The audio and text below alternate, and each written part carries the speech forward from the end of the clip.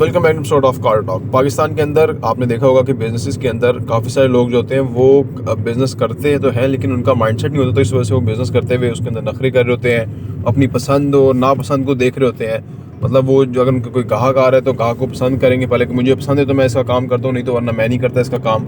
अब इसमें होता ही है कि जो लोग इस तरह से काम कर रहे होते हैं माइंडसेट के बगैर, वो लोग काम कमा रहे होते हैं, टाइम उतना ही दे रहे होते हैं। बट जो लोग अपने काम को काम की तरह कर रहे होते हैं उसका उनकी आमदनी बढ़ जाती है और वो टाइम उतना ही लगाते हैं, बट उनको फ़ायदा ज़्यादा होता है क्योंकि वो हर किसी का काम, जो भी उनका काम में बंदा आ रहा है तो उनको वो एंटरटेन कर रहे हैं, फैसिलिटेट कर रहे हैं। तो आइए इस पर बात करते हैं कि जो माइंडसेट का डिफरेंस है इतना बड़ा, ये इसका इतना ज़्यादा इफेक्ट कैसे आ जाता है।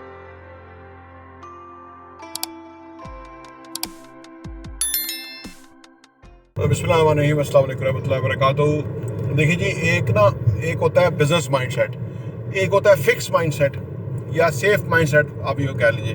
नौकरी में आमतौर पे जब कोई काम किसी को दिया जाता है ना ऊपर से, तो वो उसके लिए एक काम होता है, बोझ होता है या एक जिम्मेदारी होती है, तो वो कोशिश करते हैं कि हमें मिनिमम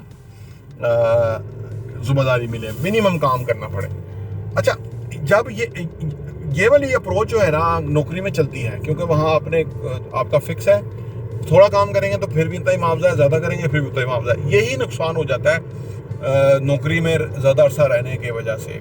जब वो रियल लाइफ में आके को कारोबार शुरू करते हैं तो वो उसी माइंडसेट के साथ ही कारोबार कर रहे होते हैं। हालांकि बिजनेस जो है, बिजनेस के अंदर आप शाम को 2000 भी कमा सकते हैं, 2 करोड़ भी कमा सकते हैं। यानी आपकी सोच है कि आप कितना कमा सकते हैं, लेकिन सोच के मुताबिक कमा सकते हैं। अगर आपकी सोच लिमिटेड ही हो, या आपने कोई अपने लिए सेट कर लिया कि मैं शाम को 10,000 की दिहाड़ी लगानी है, मेरा 3 लाख रुपया महीना खर्चा है। हमारे काम में ऐसे डीलर्स भी हैं या लोग काम सोचते हैं कि भाई मेरा 3 लाख रुपया खर्चा है, मेरा वो चाहिए, तो उसका 3 लाख मिल जाएगा, लाख रुपया वध भी मिल जाएगा।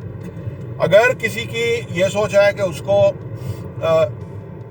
जो है ना रोज़ का फर्ज करें उसको 5 लाख चाहिए, ठीक है, वो भी मिल जाएगा, क्योंकि वो ना उस तरह का सोच रहा होगा कि मैं कैसे ज़्यादा वैल्यू ऐड करूं, किसी के लिए कोई ख़ास चीज़ मैं निकाल के उसको दूं जो कि उसकी रिक्वायरमेंट है, तो मेरा मुआवजा उसमें से, सर्विस चार्जेस मेरे उतने मिल जाएंगे, क्योंकि कोई लिमिट तो है नहीं, अनलिमिटेड पैसा आप कमा सकते हैं बिजनेस में।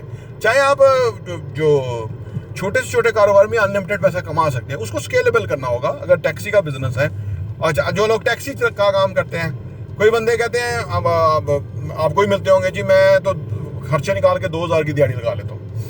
आप एक किसी और टैक्सी में उसे पूछे तो वो, कई बंदे अच्छे होते हैं, बताते कहते जी मैं तो 10,000 रुपये रोज कमा लेता हूँ खर्चे निकाल के। अब आप कहते हैं यार वो भी टैक्सी इतने ही घंटे चला रहा है, ये भी माइंड सेट का फर्क है, सोच का फर्क है, अप्रोच का फर्क है।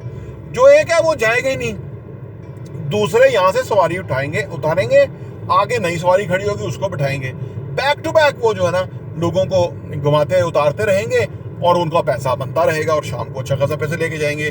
और एक ही सड़क है, एक ही गाड़ी है, ऑलमोस्ट एक ही जितना टाइम है, वो खड़ा हुआ है नुक्कर पे लगा के कि जी मेरे पसंद का गाहक है कि तो मैं जाऊँगा। तो ये अप्रोच की बात है, तो ये अप्रोच की बात है। बिजनेस जो है माइंडसेट का है, अप्रोच का है, आपकी रिक्वायरमेंट और नीड का है। मैं आपको इन्वेस्टमेंट के हवाले से मैं अक्सर कहता रहता हूँ कि आप कोई ना कोई चीज़ डाउन पेमेंट पे ले लें और उसकी इंस्टॉलमेंट भरना शुरू करें। लोग कहते हैं कि हमारे पास पैसे नहीं है। मैं कहता हूँ आप कोई प्रोग्राम शुरू कर लें, पैसे आ जाएंगे। अब आपको फर्ज करें रोज का 2000 चाहिए था, अब आपको जब 15,000 रोज का चाहिए होगा ना, तो आप सोचेंगे कि यार मैं 15,000 रोज का किस तरह से कमाऊँ, क्योंकि 2000 तो मेरा खर्चा है और 13,000 मेरा वो इंस्टॉलमेंट जाएगी जो मेरी महीने की जानी है या 3 महीने के बाद जानी है, तो मैंने वो करना है। आपको रास्ता मिल जाएगा। तो लिहाजा अपने ऑब्जेक्टिव्स, प्रोग्राम्स, अपनी गोल्स, ठीक है ना, वो बड़े रखें, बेहतर रखें।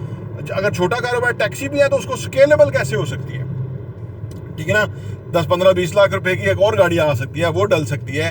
कोई इन्वेस्टमेंट लेके वो डाली जा सकती है गाड़ी उसके ऊपर, वो उसको कोई प्रॉफिट के अंदर शेयर बेसिस पे उसको दिया जा सकता है, क्योंकि लोगों का पैसा तो होता है, उनको बंदा चाहिए होता है जो कि उस गाड़ी की टेक केयर भी करे ना। ये नहीं कि गाड़ी डिप्रिशिएट होती रहे और एंड ऑफ द डे वो गाड़ी जो है वो वैल्यू घटा जाए, उससे लोग इसलिए नहीं देते किसी को गाड़ी। तो ये बिजनेस, अगर आप कोई जिम्मेदारी ले लें कि गाड़ी डिप्रिशिएट भी नहीं होगी, गाड़ी कमाएगी भी, और आप उसकी जब चाहें इंस्पेक्शन कर सकते हैं ताकि आपको पीस ऑफ माइंड हो जाए, तो ये कारोबार चल पड़ेगा। अलगैर कारोबार करने वाले की सोच और मंशा और रजा और उसकी प्लानिंग और उसकी फ्रीक्वेंसी पे बेस है प्रॉपर्टी इंटरव्यू देखने का बहुत मुश्किल है।